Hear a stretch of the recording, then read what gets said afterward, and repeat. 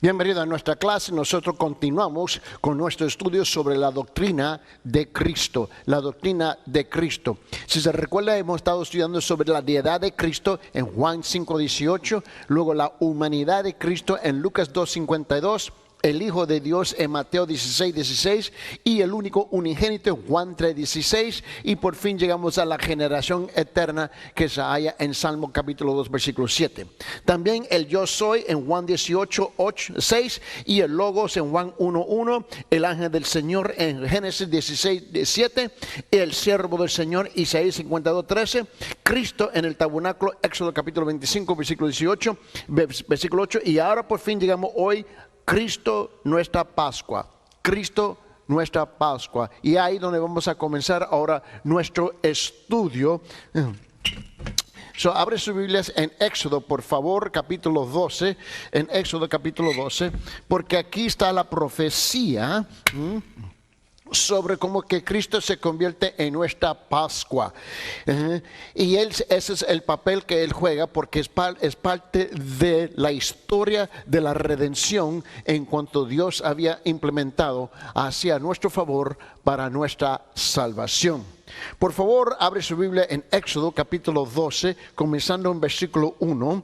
Habló Jehová a Moisés y a Aarón en la tierra de Egipto, diciendo: este mes os será principio de los meses para vosotros, será este el primero en los meses del año. Hablar a toda la congregación de Israel, diciendo: en el 10 de este mes tómese cada uno un cordero según las familias de los padres, un cordero por familia. Mas, si la familia fuera tan pequeña que no basta para comer el cordero, entonces él y su vecino inmediato a su casa tomarán uno según el número de las personas, conforme al comer de cada hombre haréis la cuenta sobre el cordero. El animal será sin defecto, macho de 1 año, lo tomaréis de las ovejas o de las cabras, y los guardaréis hasta el día 14 de este mes. Y lo inmolará toda la congregación del pueblo de Israel entre las 2 tardes. Y tomarán de la sangre y la pondrán en los 2 postes en el dintel de las casas en que lo han de comer. Y aquella noche, y aquella noche comerán la carne asada al fuego, y panes sin levadura con hierbas amargas lo comerán. Ninguna cosa comeréis de él cruda, ni cocida en agua, sino asada al fuego, su cabeza con sus pies y sus entrañas. Ninguna cosa dejaréis de él hasta la mañana, y lo que quedare hasta la mañana lo quemaréis en el fuego. Y lo comeréis así, ceñidos vuestros lomos, vuestro calzado en vuestros pies, y vuestro bordón en vuestra mano, y lo comeréis apresuradamente, es la Pascua de Jehová. Ahora note el versículo 12 y el siguiente. Pues yo pasaré aquella noche, Dios hablando, por la tierra de Egipto, y heriré a todo primogénito en la tierra de Egipto, así de los hombres como de las bestias, y ejecutaré mis juicios en todos los dioses de Egipto, yo, Jehová. Ahora es cierto que este pasaje aquí, este versículo es un versículo bien pesado, bien difícil de, humanamente hablando, aceptar. Pero Dios es el que da la vida, Dios es el que quita la vida. Y Él dice que Él va a pasar por toda la tierra de Egipto, herir a todos los primogénitos de la tierra de Egipto, que Él los va a matar, así de los hombres como de las bestias. Ahora note bien lo que dice el versículo 13. Y la sangre os será por señal en las casas donde vosotros estéis, y veré la sangre y pasaré de vosotros, y no habrá en vosotros plaga de mortandad cuando hierra la tierra de Egipto. Quiero que usted note que este es el papel que juega, uno de los papeles importantísimos que juega Cristo en el Antiguo Testamento. En la fiesta anual de la Pascua, conmemora el nacimiento, mis hermanos, de la nación de Israel y de su libertad de Egipto. Tipológicamente hablando, esto apuntaba hacia la más grande liberación de las ataduras de pecados que serían proveídas por el Mesías. En la Pascua, una oveja sin defecto era seleccionada y sacrificada. La sangre era después aplicada a los dinteles, mis hermanos, de las puertas, y la oveja era asada y se comía con pan sin levadura y hierbas amargas. Era la señal que el pueblo era el pueblo de Dios en cuanto y la mortandad, mis hermanos, como lo dice aquí el fin del versículo 13, ¿no? Dice, y la plaga de mortandad cuando hierra la tierra. Cuando Dios envía la plaga para matar, y va a pasar por la casa de los creyentes en cuanto cuando ellos anotan la sangre de la Pascua del Cordero, quiere decir, mis hermanos, que el sacrificio de ellos ha sido aceptado y que la sangre no va a permitir la plaga de mortandad a visitar esa casa, ese hogar. Es precisamente lo que hizo Cristo en la cruz, cuando Él derramó su sangre por cada uno de nosotros. ¿Ves? La muerte, te recuerdo lo que dice en 1 Corintios, en capítulo 15, donde se hace la pregunta retórica declarativa que dice, ¿dónde está su aguijón? Oh muerte, muerte, ¿dónde está su aguijón? En otra palabra, ya le quitó el poder de la muerte eterna. Es cuando se le aplicó la sangre de Jesús hacia nuestras vidas. Igual fue la señal, ¿ves?, para el Señor, para Jehová Dios, ¿no?, sobre los creyentes del Antiguo Testamento que eran los judíos. Permítanos ilustrar el asunto aquí, mis hermanos. Cuando Juan el Bautista introdujo a Jesús a la nación, él reconoció a Cristo como el cumplimiento del tipo de cordero de la Pascua. ¿Por qué? Porque era a la misma vez, mis hermanos, una profecía. En Juan, en capítulo 1, en versículo 29, Juan capítulo 1, en versículo 29, dice lo siguiente: el siguiente día vio Juan a Jesús que venía a él y dijo, he aquí el Cordero de Dios que quita el pecado del mundo. También en ese mismo libro, en ese mismo capítulo de Juan, en versículo 36, capítulo 1, dice, y mirando Jesús que andaba por allí, dijo, he aquí el Cordero de Dios, he aquí el Cordero de Dios. Mis hermanos, ¿cómo es que nosotros debemos de tomar en cuenta? Por esa razón es importantísimo, mis hermanos, de enseñar la doctrina, que Cristo sirve como nuestra Pascua, ¿ves?, para nuestra salvación. Si Él no es el Cordero, mis hermanos, tú y yo no tenemos salvación.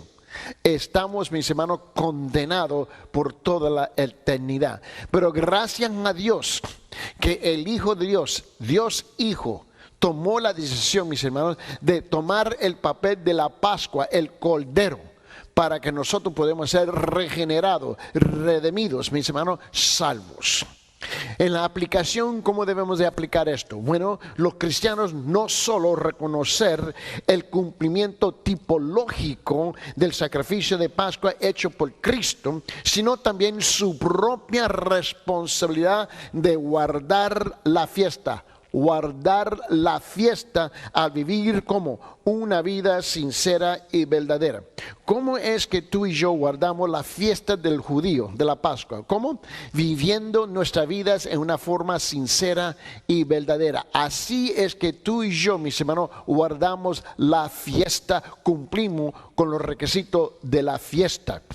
Dice en 1 Corintios, en capítulo 5, en 1 Corintios, capítulo 5, versículos 6, 7 y 8, dice lo siguiente, dice, no es buena vuestra jactancia. ¿No sabéis que un poco de levadura leuda toda la masa? Limpiaos pues de la vieja levadura Dice, para que seáis nueva masa, sin levadura como sois. ¿Por qué? Porque nuestra Pascua, que es Cristo, ya fue sacrificada por nosotros. Y en versículo 8 dice, así que celebremos la fiesta, ¿ves? No con la vieja levadura, ni con la levadura de malicia y de maldad, sino con panes sin levadura, de sinceridad y de verdad. Ahora le quiero mostrar número 12, que va a ser Cristo, mis hermanos. Número 12 va a ser Cristo en los sacrificios. 12 va a ser Cristo en los sacrificios.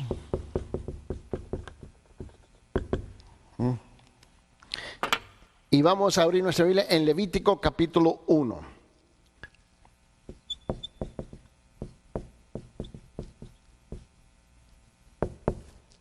Va a ser Levítico capítulo 1, versículo 2. Vamos al libro de Levítico, por favor, en capítulo 1. Y note bien lo que dice la palabra del Señor aquí. Cristo en los sacrificios. Te recuerda que en el Antiguo Testamento los judíos, o Israel, porque ya no son nombrados judíos hasta que llegan a la cautividad babilónica, pero hasta ese entonces son los de Israel, israelitas, ¿sí? Ellos sacrificaban, y todo eran, mis hermanos, un tipo, o tipológicamente hablando, la tipología, las sombras, los símbolos de la fe que ellos tenían, que Dios iba a aceptar el sacrificio. Cristo representa todos esos sacrificios. Por esa razón, esta enseñanza en particular se titula Cristo en los sacrificios. Note bien conmigo en Levítico capítulo 1, versículo 1. Llamó Jehová a Moisés y habló con él desde el tabernáculo de reunión, diciendo lo siguiente: habla a los hijos de Israel y diles: cuando alguno de entre vosotros ofrece ofrenda a Jehová, de ganado vacuno o ovejuno, habréis vuestra ofrenda. Si uno, dice, si su ofrenda fuere holocausto vacuno, macho sin defecto, lo ofrecerá de su voluntad, la ofrecerá a la puerta del tabernáculo de reunión delante de Jehová. Y pondrá su mano sobre la cabeza del holocausto, y será aceptado para expiación suya. Note bien lo que está hablando aquí. El sacrificio de Cristo sobre el Calvario es mostrado tipológicamente hablando en los 5 sacrificios mayores ofrecidos en el Antiguo Testamento. Había 5 sacrificios mayores en el Antiguo Testamento, en cual representa tipológicamente el sacrificio de Cristo en el Calvario. La primera que lo que tenemos aquí, mis hermanos, es lo que se nombra la ofrenda del holocausto. La ofrenda de holocausto. Primeramente tenemos aquí la ofrenda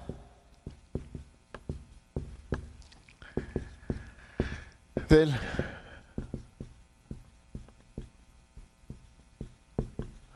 holocausto. Esa es la primera ofrenda que está representada aquí, ¿no?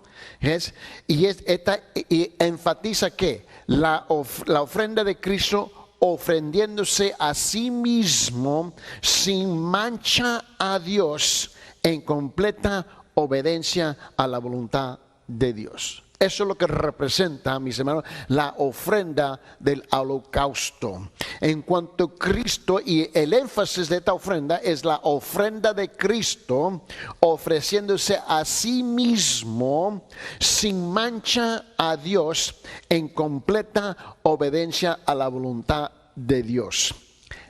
La segunda es la ofrenda de los granos, ¿no? Ahorita va a ser la ofrenda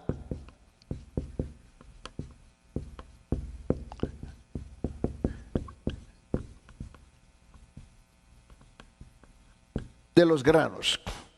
Este era la segunda mayor sacrificio que se hallaba en el Antiguo Testamento, donde dice que la ofrenda de los granos, mis hermanos, granos en el sentido arcaico, comida, mis hermanos, enfatiza que el balance, ¿no?, la fragancia y la pureza de la vida que estaba siendo ofrecida. O sea, enfatiza el balance, la fragancia y la pureza de la vida que estaba siendo ofrecida. Luego la tercera es la ofrenda de paz, ¿no? La tercera va a ser la ofrenda de paz. La tercera es la ofrenda de paz. Mira bien, y esta enfatiza la reconciliación que fue completada, mis hermanos, sobre la cruz. Esta es la reconciliación, esta es la ofrenda de paz. Número 4, mis hermanos, es las ofrendas del pecado, ¿no? Las ofrendas del pecado.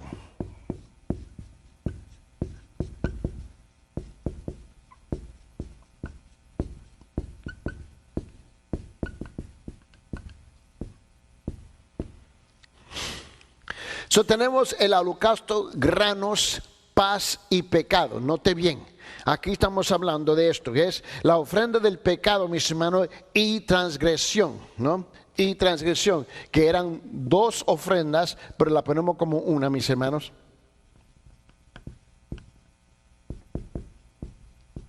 O si usted prefiere, la puede poner así.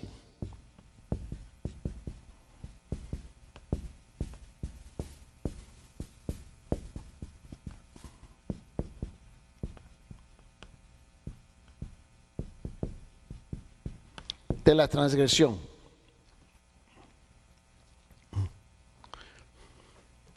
Aquí estas ofrendas, las dos, representan que la naturaleza de la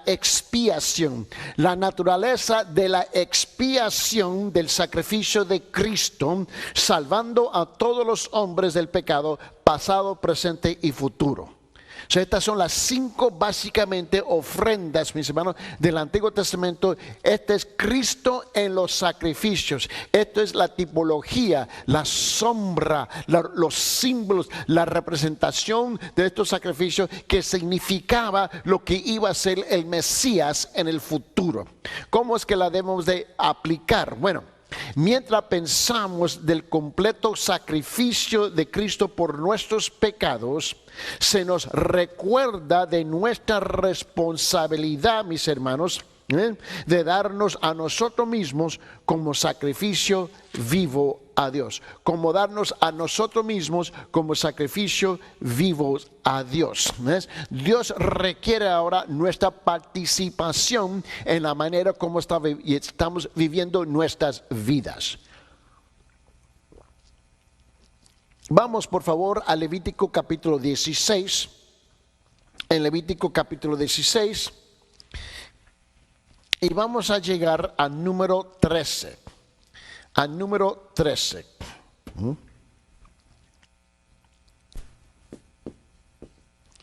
Ahí estamos casi a la mitad, casi, mis hermanos.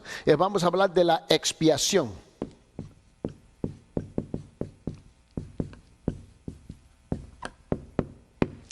Estamos nosotros haciendo, mis hermanos, un repaso panorámico de las doctrinas de la Biblia, sin entrar, escucharme bien, a la profundidad y a los detalles de cada una de estas doctrinas. Esos son otros cursos. Ahorita lo que estamos haciendo es un repaso panorámico, mis hermanos,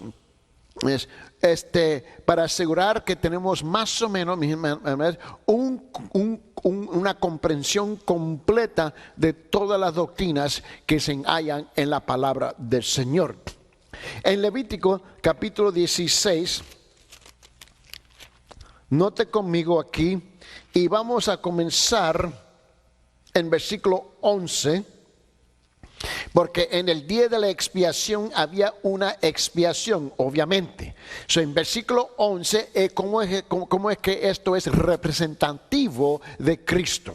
Aquí hallamos en versículo 11, hará traer a Aarón el becerro que era para expiación suya, y hará la reconciliación por sí y por su casa, y degollará en expiación el becerro que es suyo.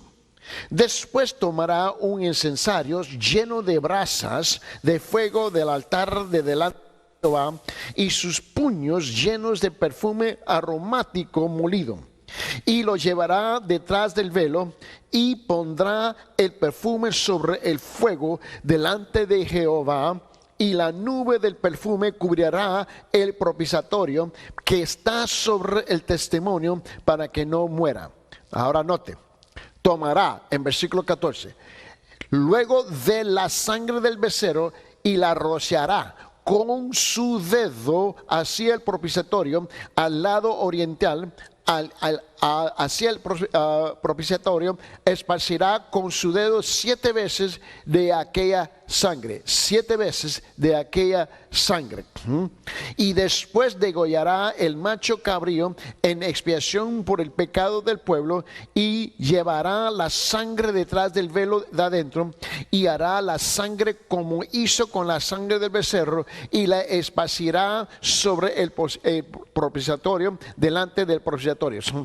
Él va allá a esparcir la sangre. Ahora miren lo que dice el versículo 16. Así purificará el santuario a causa de las impurezas de los hijos de Israel. Dice, a causa de los hijos de Israel, de sus rebeliones y de todos sus pecados, de la misma manera hará también el tabernáculo de reunión, el cual reside entre ellos en medio de sus impurezas. Note bien, Camilo. O sea, aquí Él nos dice exactamente lo que va a suceder y la forma que va a suceder. Nos entrega a nosotros los detalles. Todo es representativo de lo que hizo Cristo en la cruz en el Nuevo Testamento. Note bien en nuestra explicación. Aunque los teólogos, mis hermanos, tienden a usar el término expiación para sumar la obra de Cristo sobre la cruz, ella ocurre solamente en el Antiguo Testamento. Porque en Romanos capítulo 5, versículo 11, está mejor traducido como reconciliación. Son otra palabra, la expiación, mis hermanos. La expiación del Antiguo Testamento es la reconciliación del Nuevo Testamento. Los dos cumplen el mismo papel, los dos hallan y logran el mismo resultado. Que estamos reconciliados, mis hermanos, ¿ves? Donde se le aplaca la ira de Dios contra nuestros pecados. Eso es lo que tú y yo tenemos que enfrentar, ¿ves? Es la ira de Dios, ¿ves? La ira de Dios, mis hermanos, es lo que nos detiene a nosotros, ¿ves? Y por esa razón necesitamos un sacrificio. En el Antiguo Testamento era el becerro, como se menciona aquí en Levítico capítulo 16, y en el Nuevo Testamento fue Cristo Jesús como el Cordero. Aquí tenemos, y ahora solo se relaciona a una parte de lo que fue completado para nosotros. Esto es la cobertura de nuestros pecados. La expiación y la reconciliación, bueno, es esto, es cubrir los pecados.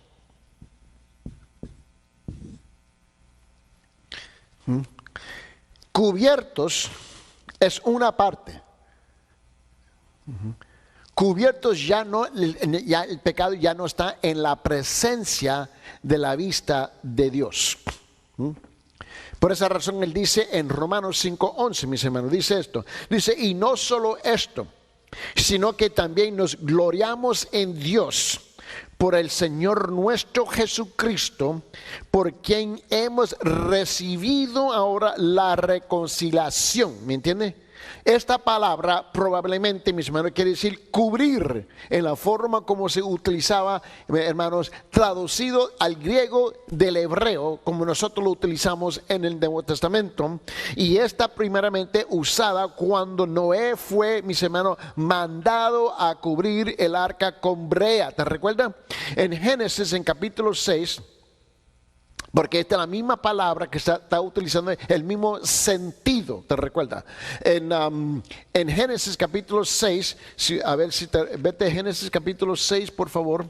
Y mira lo que dice aquí en versículo 14.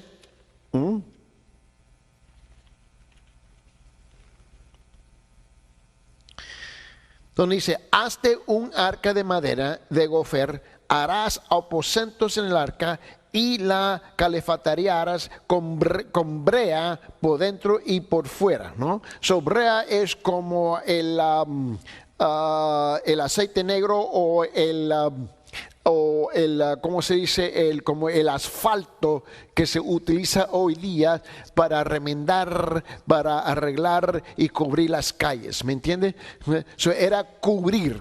Ese es el sentido que se está dando a la palabra, y eso fue lo que hizo la sangre de Cristo Jesús. La sangre del sacrificio cubría simbólicamente los pecados.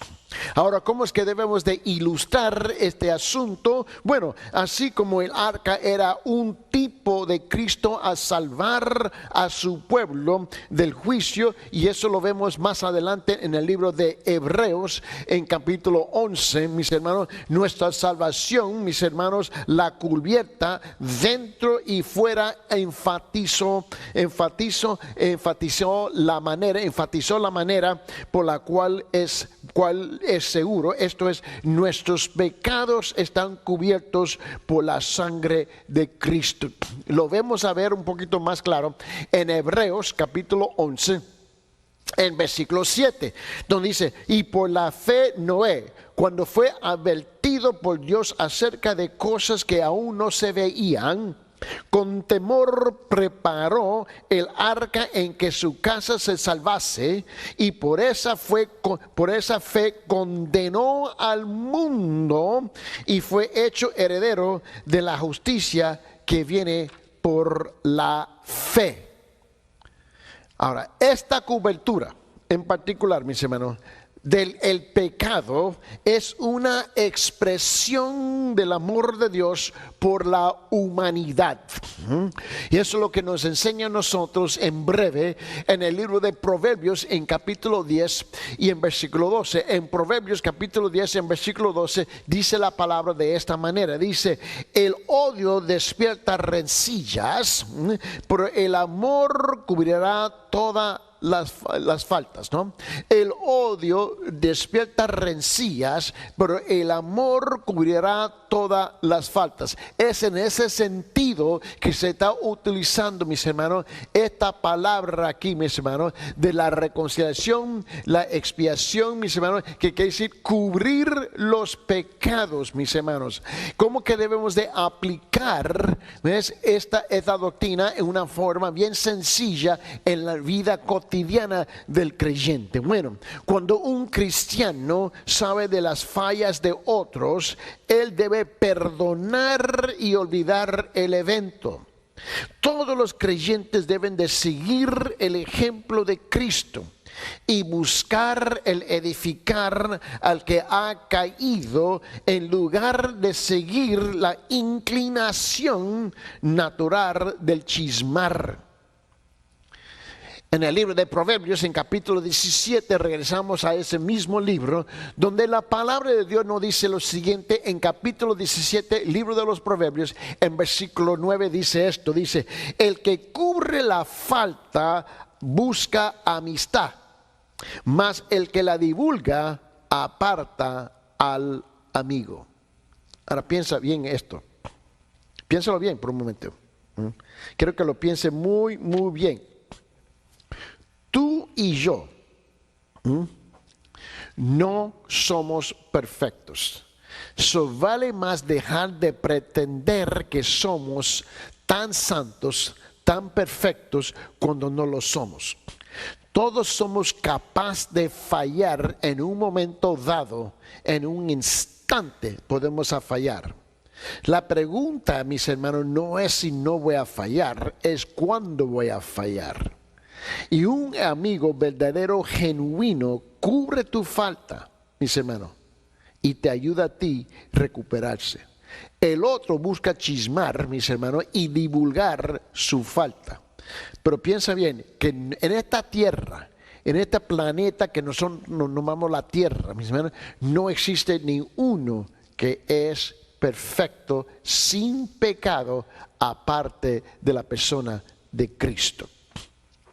Ahora, por favor, vamos a llegar ahora al número 14. Vamos a llegar al número 14 y vamos a llegar ahora con el día de la expiación. Número 14. El día de la expiación.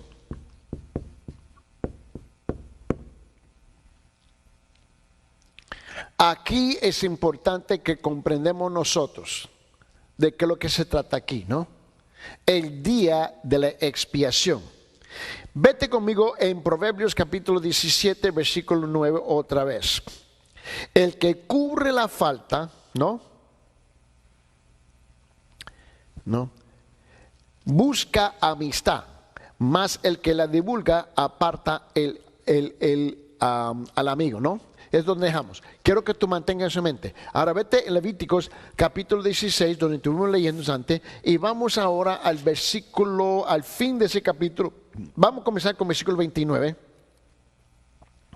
Con versículo 29. Levítico 16, 29, donde dice: y esto tendréis por estatuto perpetuo. Mira bien, por estatuto perpetuo. Dice esto: en el mes séptimo, a los 10 días del mes, afligiréis vuestras almas y ninguna obra haréis, ni el natural ni el extranjero que mora entre vosotros. Todo se pone a paro. Versículo 30. ¿Por qué? Porque en este día se hará expiación por vosotros y seréis limpios de todos vuestros pecados delante de Jehová. Ahora quiero que usted vea esto conmigo. ¿Qué quiere decir aquí el día de la expiación? ¿Qué significado tiene que ver eso, mis hermanos, con la salvación del creyente, con el perdón de pecados?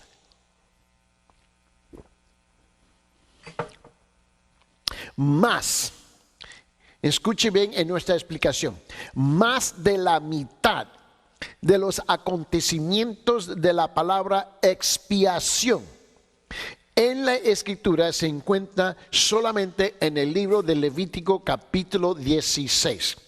Este es un capítulo importantísimo en el estudio de comprender la expiación y lo que se esperaba de parte del pueblo de Dios para cumplir con los requisitos que Dios había, mis hermanos, impuestos sobre su pueblo para el día de la reconciliación. Sabemos que la cual describe este día, mis hermanos, al día más importante en el calendario de los hebreos. Este es el día de expiación. Tú y yo lo conocemos por otro nombre, ¿ves? Tú y yo lo conocemos por este nombre, Yom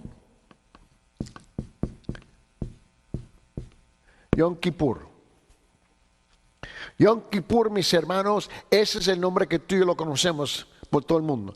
En otra palabra, el día de la expiación, de lo que estamos hablando aquí en Levítico capítulo 16. Te va a ser Levítico capítulo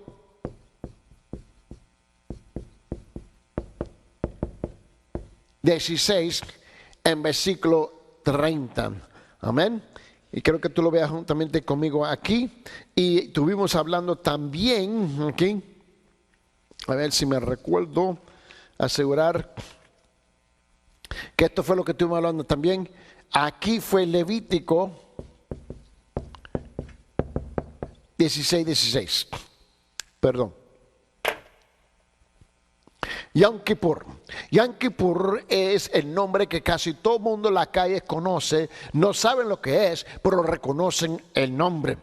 Este día festivo, fue un día festivo anual, celebra la cobertura nacional de los pecados al ofrecer a 2 carneros a Dios, uno sacrificado y el otro llevado afuera al desierto. O sea, había 2 sacrificios ese día.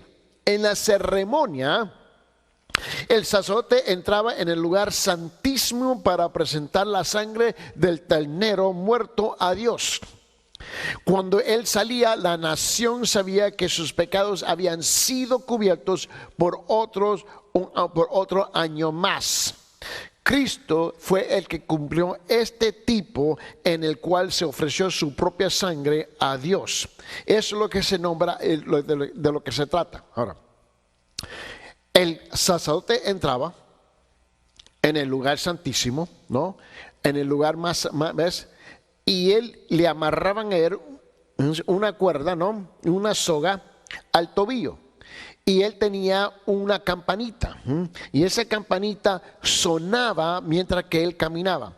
Y llegaba por fin al lugar donde iba a ofrecer la sangre a favor del pueblo de Israel. Y si Dios aceptaba ese sacrificio, él podía dar vuelta, mis hermanos, y podía salir de nuevo. ¿Entiendes? Él salía de nuevo. Y a salir del lugar santísimo, el pueblo comenzaba a celebrar porque Dios no había matado, ¿ves?, al sumo sacerdote. En otra palabra, había aceptado el sacrificio. Pero si el sumo sacerdote entra ahí y él muere, ellos tienen que buscarlo, pero no era permitible para ellos entrar. So, ellos, como tenían la pierna de él amarrada con una soga al tobillo, luego ellos lo jalaban afuera, lo arrastraban afuera, ¿ves? Porque no era permisible para ellos entrar. Cristo, Jesús, Él es el que representa precisamente, mis hermanos, el Yom Kippur, porque Él fue el que entró en el lugar santísimo para ofrecerse, mis hermanos, como el sumo sacerdote fue a ofrecer la sangre del carnero. En el libro de Hebreos, en capítulo 9, en versículo 14, en Hebreos capítulo 9, versículo 14, dice lo siguiente. Dice, cuanto más, note bien, note esta tremenda pregunta declarativa. Dice, cuanto más la sangre de Cristo, el cual mediante el Espíritu eterno se ofreció a sí mismo sin mancha a Dios, limpiará vuestras conciencias de obras muertas para que sirváis al Dios vivo. Ahora podemos hacer la conexión entre el libro de los Hebreos y el libro de Levítico.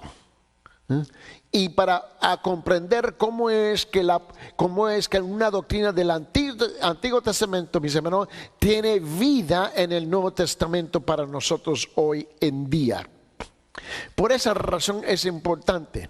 Cuando los demás están estudiando y están leyendo la Biblia, mis hermanos, muchas veces no comprenden lo que están leyendo. Y mucho menos que preguntan qué es lo que están leyendo. Por esa razón es importantísimo, mis hermanos, que nosotros enseñamos la totalidad o el consejo completo de la palabra de Dios.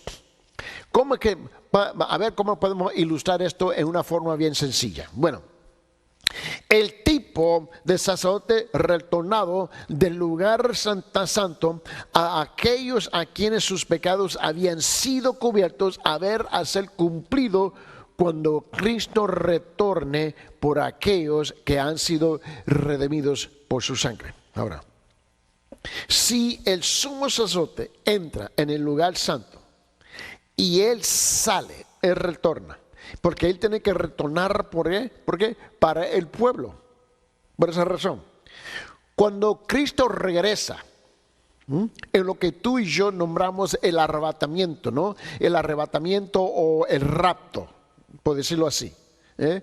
Cuando Él retorna para su pueblo, para su iglesia, ¿ves? Ahí donde se cumple esta parte, el día de la expiación, porque Él regresa ahora para llevar su pueblo a la presencia, al lugar más santo que va a ser en el paraíso, en la presencia de Dios. En la aplicación, mis hermanos, para el cristiano esta es una bendita y purificante esperanza. Es una bendita y purificante esperanza. Abre sus Biblias en el libro de Tito, en el Nuevo Testamento, en el libro de Tito, en capítulo 2, en versículos 12 y 13. En Tito capítulo 2, en versículos 12 y 13 dice lo siguiente, dice, enséñanos que, renunciando la impiedad a los deseos mundanos, vivamos en este siglo sobria, justa y piadosamente, aguardando la esperanza bienaventurada y la manifestación gloriosa de nuestro gran Dios y Salvador Jesucristo. En 1 de Juan dice también en versículo 3, capítulo 3 en versículo 5, en 1 de Juan capítulo 3 en versículo 5 dice, y sabéis que Él apareció para quitar ¿qué? Nuestros pecados, y no hay pecado en Él. Manténgase por favor en Levítico capítulo, ahora vete a Levítico capítulo 23, por favor. En Levítico capítulo 23, y vamos a hablar de Cristo, número 15.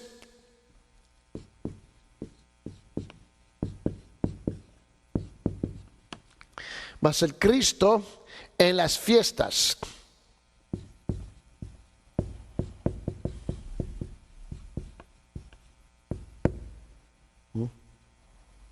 Sí, en las fiestas de Israel.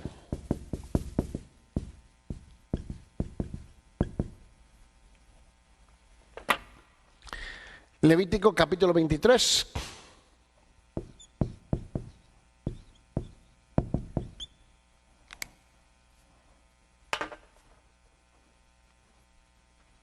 Vamos a comenzar, mis hermanos, con versículo 1. Habló Jehová a Moisés, diciendo, habla a los hijos de Israel y diles, las fiestas solemnes de Jehová, las cuales proclamaréis como santas convocaciones serán estas.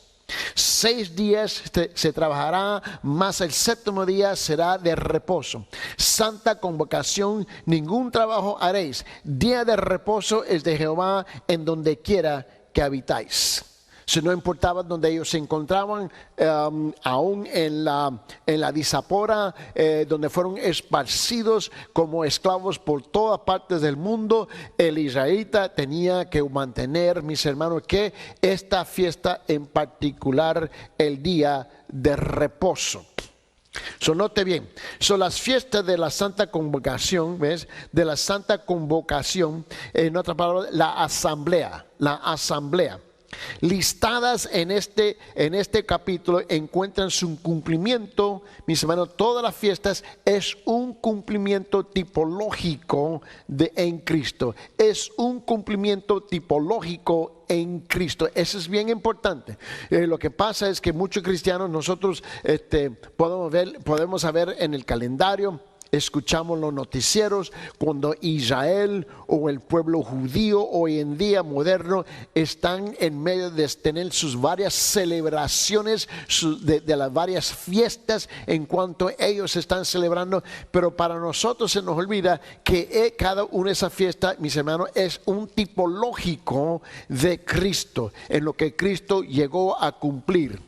Y tenemos que recordarnos de eso, mis hermanos. Mira, aquí tenemos, mis hermanos, más bien, si no lo sabes, permíteme, fue precisamente a través de este tema aquí, de las Cristos en la fiesta de Israel, que yo pasé por 2 años, cada viernes yo iba regularmente y almorzaba con un rabí aquí en California, ¿no?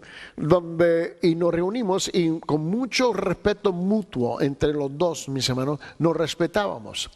Y lo que pasó fue que un día, cuando lo conocí, él me hizo una pregunta de los cristianos y yo le hice una pregunta de los judíos, y así nos fuimos conociendo, y con el tiempo me invitó a almorzar y nos sentamos a hablar, y él trajo su Biblia, yo traje mi Biblia, mis hermanos, nos sentamos y comenzamos a tener un diálogo a lo largo. Y regularmente nos íbamos a almorzar y sentar, y cada vez era con el propósito de hablar de la palabra de Dios de punto de vista de un judío y punto de vista de un cristiano. Y logramos, mis hermanos, hablar de las fiestas, ¿no?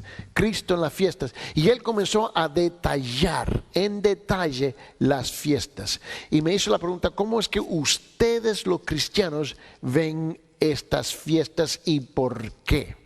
¿Y por qué? Porque él dijo: yo voy anotando, cuando yo voy a Israel, el rabí dijo que hay miles y miles de cristianos que van a Israel también. Y ellos honran al pueblo de Israel, y ellos con buena voluntad participan en las fiestas que ellos. Y yo me hago la pregunta: ¿por qué? Y dije: bueno, buena pregunta. Y comencé a dialogar con él a través, y esto duró 2 años, donde nos reuníamos a almorzar hablando de la palabra. Y esto fue lo que yo le dije a él: mira, bueno, primeramente la Pascua. La Pascua habla de nuestra redención. La Pascua habla de nuestra redención, ¿no? Tenemos la fiesta de la Pascua, ¿no? La cual fue completada, mis hermanos, sobre la cruz. Y es seguida, míralo, mira. En 1 de Pedro, capítulo 1, versículo 18 y 19. Y comenzamos los dos. Y él me regaló un Antiguo Testamento en hebreo, y se sorprendió que yo tengo la habilidad de leer hebreo, entender el hebreo. Y yo le regalé un Nuevo Testamento, ¿no? En cuanto, lo que noté fue que él había estudiado idiomas, no solamente en inglés, pero hebreo y griego. Yo le regalé a él un Nuevo Testamento en griego. Y fue, yo te puedo decir honestamente que fue un tiempo, 2 años almorzando con este hombre, donde logramos hablar a la profundidad de la palabra de Dios. Y fue una tremenda bendición y un tremendo privilegio de haber compartido la palabra con este rabí. ¿Por qué? Porque a fin este rabí, mis hermanos, llegó a los pies de Cristo. Mira lo que le estaba explicando yo a él. En 1 de Pedro, capítulo 1, en versículo 18 y 19, dice esto: sabiendo que fuisteis rescatados de vuestra vana manera de vivir, la cual recibiste de vuestros padres, no con cosas corruptibles como oro o plata, sino con la sangre preciosa de Cristo, como de un cordero sin mancha y sin contaminación. Y cuando él vio eso, él dijo: wow, esa es precisamente la fiesta de la Pascua. Precisamente. ¿Y a quién se estaba dirigiendo Pedro? Él dijo: a los judíos. Seguro que sí, a los judíos cristianos ahora. La segunda fiesta, la fiesta de los panes sin levadura. La fiesta de los panes sin levadura, típica de nuestra justificación, de nuestra justificación. En 2 de Corintios, en capítulo 5, en versículo 21, y también la santificación, mis hermanos, que se encuentra en 1 Corintios, capítulo 5, versículo 7, también cumplida por Cristo sobre la cruz. Y lo llevo yo a él, 2 Corintios, capítulo 5, versículo 21. Al que no conoció pecado, por nosotros lo hizo ¿qué? Pecado, para que nosotros fuésemos hechos justicia de Dios en él. Primera Corintios capítulo 5 versículo 7 dice: limpiaos pues, ¿de qué? De la vieja levadura, para que seáis nueva masa sin levadura, como sois, porque nuestra Pascua, que es Cristo, ya fue sacrificada por nosotros. También la tercera fiesta, la fiesta de los primeros frutos, la fiesta de los primeros frutos, o como nosotros los cristianos lo llamamos, las primicias, ¿no? Fue cumplida en ¿qué? En la resurrección de Cristo, en la resurrección de Cristo. Mira lo que dice en 1 Corintios en capítulo 15 en versículo 20, dice lo siguiente, en 1 Corintios capítulo 15 en versículo 20, permíteme. Mas ahora Cristo ha resucitado de los muertos, primicias de los que duermen es hecho. Primicia de los que durmieron es hecho. Él comprendió. ¿Ves? El rabí había comprendido precisamente la implicación teológica, ¿ves?, del cristianismo que nace del judaísmo. Él pudo lograr hacer la conexión. Él pudo ver ahora que lo que estaba escondido, a las escondidas en el Antiguo Testamento, ahora está revelada en el Nuevo Testamento. Ahora la cuarta fiesta es el Pentecostés. El día de Pentecostés, esa fiesta fue cumplido con Cristo cuando envió ¿qué? El Espíritu Santo para comenzar la cosecha de la iglesia.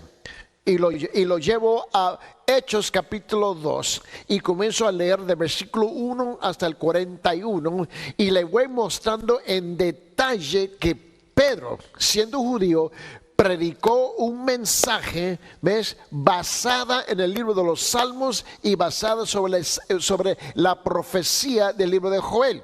Él estaba completamente sorprendido porque él había comprendido muy bien, mis hermanos. Él había comprendido el Salmo y había comprendido, mis hermanos, Joel, que estaba hablando que un día en el futuro, pero todo, mis hermanos, se clavaba, todo el mundo se tornaba, mis hermanos, en el hecho de si Cristo había llegado, el Mesías, sí o no. Luego lo llevé a la fiesta de las trompetas, ¿ves? De las trompetas, perdón, y va a ser cumplida con el arrebatamiento de la iglesia. Le estoy hablando de la profecía del rapto, el arrebatamiento de la iglesia. Lo llevo a 1 Corintios en capítulo 15, en versículo 52, donde dice: en un momento, en un abrir y cerrar de ojos, a la final trompeta, porque se tocará la trompeta y los muertos serán resucitados incorruptibles y nosotros seremos transformados. En 1 Tesalonicenses, en capítulo 4, en versículos 16 y 17, dice esto: porque el Señor mismo, con voz de mando, con voz de arcángel, con trompeta de Dios, descenderá del cielo, y los muertos en Cristo resucitarán primero. Luego nosotros, los que vivimos, los que hayamos quedado, seremos arrebatados juntamente con ellos en las nubes para recibir al Señor en el aire. Y así estaremos siempre con el Señor. También lo llevé a la expiación, el día de la expiación, que en esa fiesta que iba a ser cumplido 7 años más tarde, cuando Cristo retorne. Y él estaba ahora muy, muy fascinado con esto. Se lo llevé al libro de Zacarías. Zacarías capítulo 12 en versículo 10.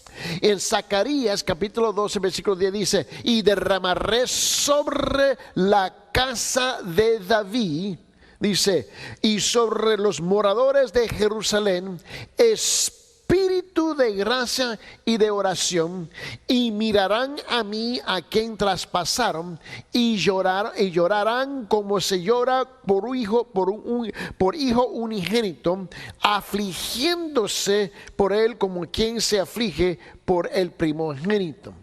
Y le mostré en Zacarías también, en capítulo 13, en Zacarías capítulo 13, en versículo 1, donde dice: en aquel tiempo habrá, ¿qué? Dice, un manantial abierto para la casa de David. ¿Y para quién? Para los habitantes de Jerusalén, para la purificación del pecado y de la inmundicia.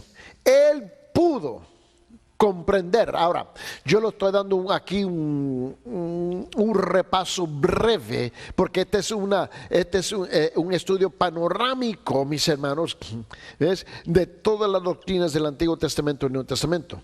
No hemos entrado en los detalles de esto, obviamente, eso más adelante, pero quiero que tú comprendas algo, mis hermanos, que él había sido un alumno del Antiguo Testamento. Él comprendió inmediatamente, porque estábamos nosotros, cada vez que nos reunimos para almorzar, habíamos pasado un tiempo en oración, orando, buscando la dirección de Dios, que Dios pudiera abrir nuestros ojos en nuestra plática, a tener una comprensión mutua, y a la misma vez, Señor, someternos, y este fue el compromiso, someternos a la autoridad de la palabra de Dios. Y le dije, yo me someto a la autoridad de la palabra de Dios, ¿usted? Y él dijo, seguro que sí. Bueno, con ese sometimiento y una búsqueda real, honesta, de comprender que lo que dice la palabra de Dios, nos llevó a nosotros a lugares más profundos en nuestro entendimiento mutuo de la palabra de Dios. Y él pudo comprender, mis hermanos, él no tuvo que luchar como muchos cristianos tienen que luchar hoy día, que tienen que luchar en comprender qué es lo que significa el Antiguo Testamento, porque él tenía ya el trasfondo, mis hermanos, del Antiguo Testamento. Es cuando el Espíritu Santo le fue abriendo los ojos a él. Y aquí por fin lo llevó a la fiesta de los tabernáculos. ¿Ves?